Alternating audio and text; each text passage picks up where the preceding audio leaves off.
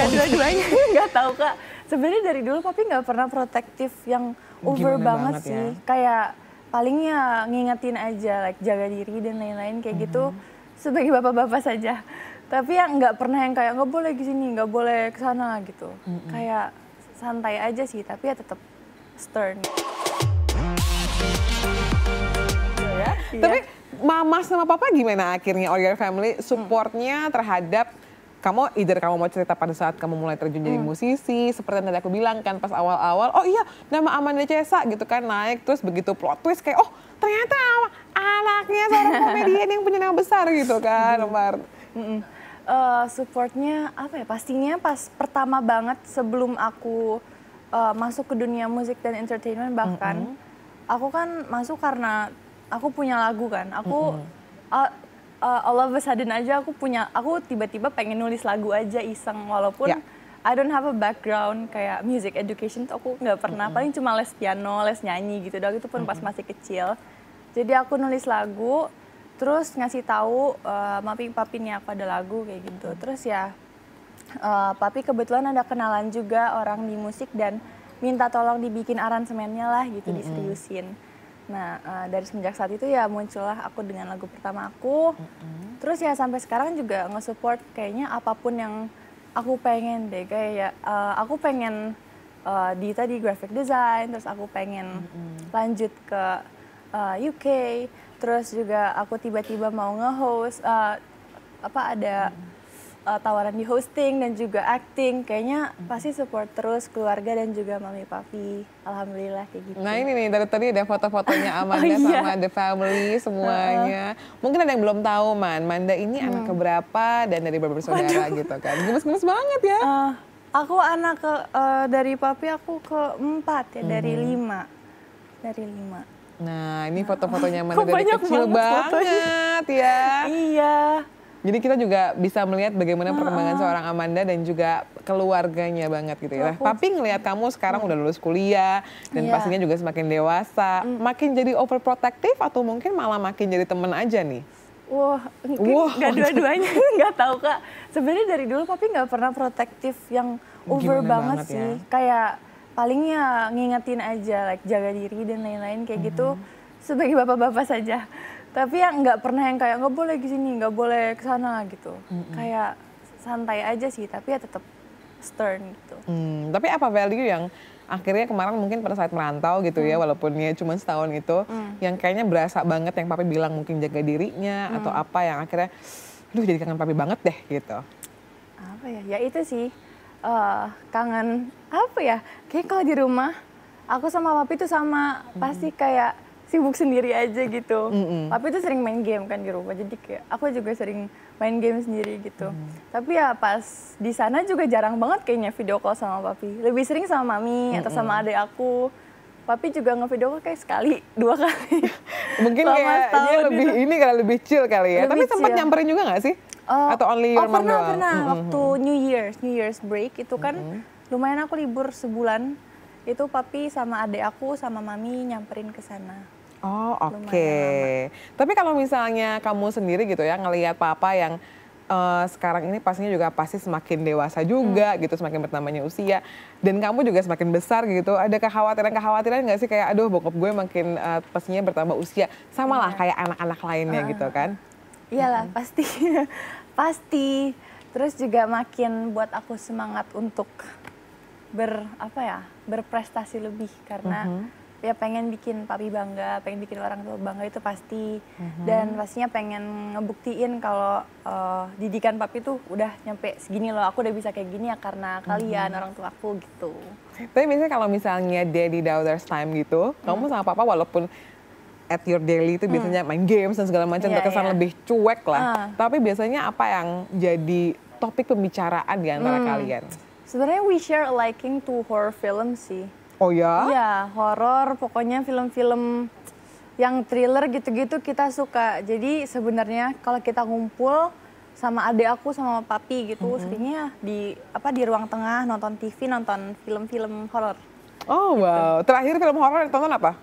Aduh, terakhir apa? Oh, bukan horor sih, thriller. Jadi judulnya Nowhere. Ada di Netflix lah. Jadi memang kayak pengennya tuh yang memacu pemikiran Iya, gitu. Apa nih bener, siapa gitu kan. Nah seperti isu-isu yang lagi hangat sekarang ini ya. Wow. Waduh. Jadi makin panjang deh kebuka yang kemana-mana ya. Tapi mungkin kita pengen tahu juga dong Man, kapan new single? Atau mungkin ada mau rencana album atau gimana? New single lagi literally we are working on it right now. Jadi bisa banget ditunggu, mungkin akhir tahun udah akan muncul dengan apa ya? Mungkin dengan aku yang fresh, music yang fresh. Karena lumayan berbeda mungkinnya dari musik-musik aku sebelumnya. Dan something that I wrote myself pastinya. Pasti. Dan apa ya, dengan maybe a fresher concept, a newer me, karena sudah setahun aku vakum di dunia musik, jadi aku pengen kembali dengan Amanda yang musiknya fresh dan tetap bisa diterima pastinya. Kalau misalnya benang merahnya deh, apakah it's gonna be about romance atau mungkin lebih kepada perjuangan, bukan perjuangan ya, perjalanan menuju dewasa atau gimana? Sebenarnya like life aja sih. About life. Life in general ya? Ya, in general. Tapi ada yang romance. Terus aku juga sempat, waktu di UK juga aku sempat nulis tentangnya, pokoknya my journey there. Itu juga mungkin akan bisa ditungguin, tapi lagi proses sih semuanya. Tapi Amanda sekarang tahun ini officially berapa sih Man umurnya? Aku 20. 20 banget kan, dan pastinya tahun ini tapi 21 in December. Nah, mau officially jadi seorang yang dewasa gitu Iya, ya. Dari meninggalkan, kalau 20 berarti kan meninggalkan masa teenagernya, and then sekarang udah masuk kepala 2, dan nanti kamu udah persiapan belum nih? Karena kan anak-anak sekarang tuh penting banget sampai namanya mental health issue, bentar lagi ketemu sama KLC 25, atau mungkin sekarang gejolak-gejolak itu udah ada di dalam Amanda. Aduh, jangan dulu kepikiran, tapi ya pasti sudah apa ya, a hint of those feelings sudah mulai kayak kepikiran, ya Allah. Kayak aku kalau misalkan ulang tahun udah nggak ada belas-belasnya lagi, udah 22, 23 itu. Udah kerasa banget dewasanya ternyata. Terus udah itu aja sih, aku sempat shock sih pas ulang tahun ke-20 kayak, ya Allah kok pakai puluh sih, udah 20 gitu kayak merasa. Ya bukan berapa belas lagi ya? Iya kan tadinya 19, 18 gitu kayak masih unyu-unyu gitu kan, masih anak-anak, ini udah enggak. Jadi kayak wah. Tapi karakter kamu yang berubah ada nggak Man? Belum. Belum ya, masih kayak super chill? Lagi masih chill sih sekarang, tapi pastinya akan mature. Nah mungkin ini ada perubahan dari seorang Amanda pada saat menjalani kehidupannya di usia yang cukup belia ya, masih 20 ke 21. Tapi kita mau lihat dulu nih, ada sebuah artikel berikut ini. Kita mau konfirmasi sama Amanda. Apa tuh? Ngaku mulai tertarik dengan pria bule, Amanda Chesa. Karena ganteng sih. Ini nggak ada tanggalnya nih artikelnya. Kalau ada tanggalnya kan kita bisa klarifikasi ya. Kapan ini artikelnya mulai ada gitu kan. Tapi pastinya pada saat kamu kuliah dong. Karena kan di sana kan bertemu dengan bule gitu kan, orang luar sana. Kebanyakan ya orang sana. Apa ya, ini apa maksudnya sih? Ya aku kayak tertarik dengan siapapun yang menarik. Kalau misalkan maksudnya kelihatannya menarik, ya pasti kita sebagai manusia aja sih kayak exactly. lucu, kayak gitu aja sebenarnya. Adore ya, mengagumi gitu. Bukan yang kayak aku gimana sih. Aku waktu itu bilang kayak, kan ada yang nanya kayak, ada nggak sih cowok bule yang mau, maksudnya kayak kamu nggak pacaran sama bule gitu-gitu.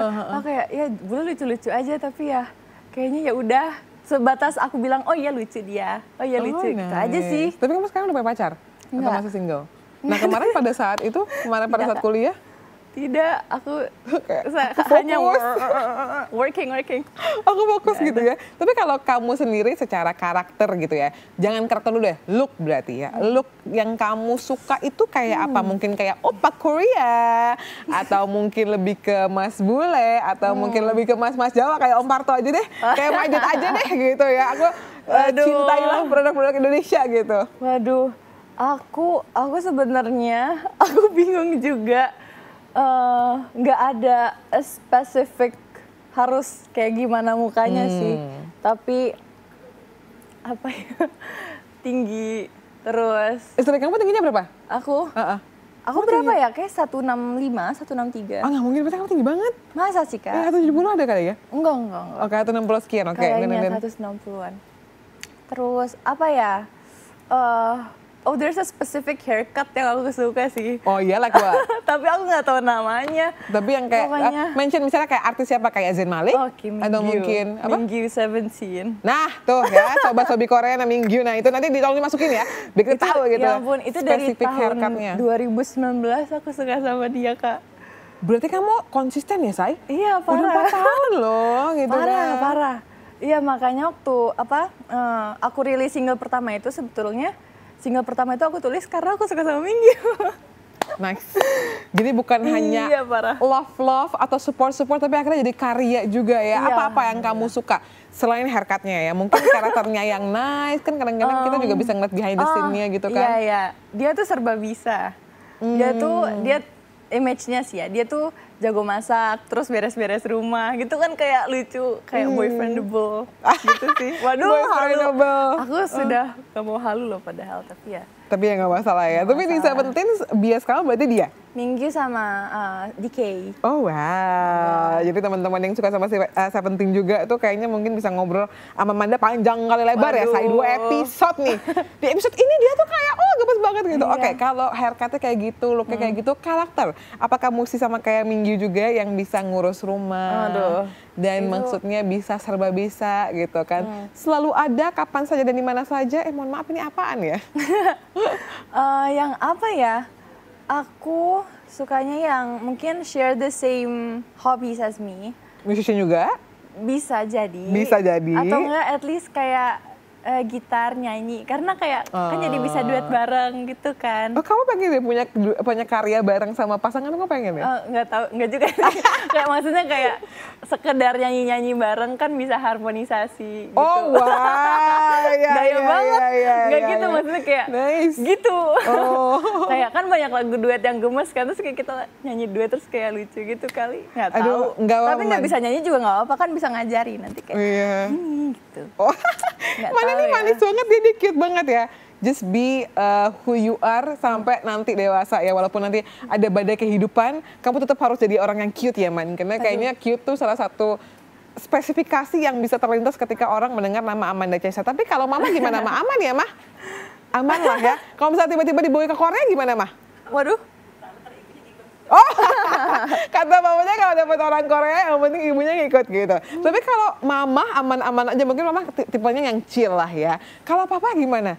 Gak bisa nih, harus di sini pokoknya. Gak boleh keluar dari area Bekasi. Waduh. Berat. Enggak sih, alhamdulillah juga Papi bilang kayak, karena kan yang hidup ini yang ngejalanin kan aku. Jadi siapa yang aku pilih ya terserah aku.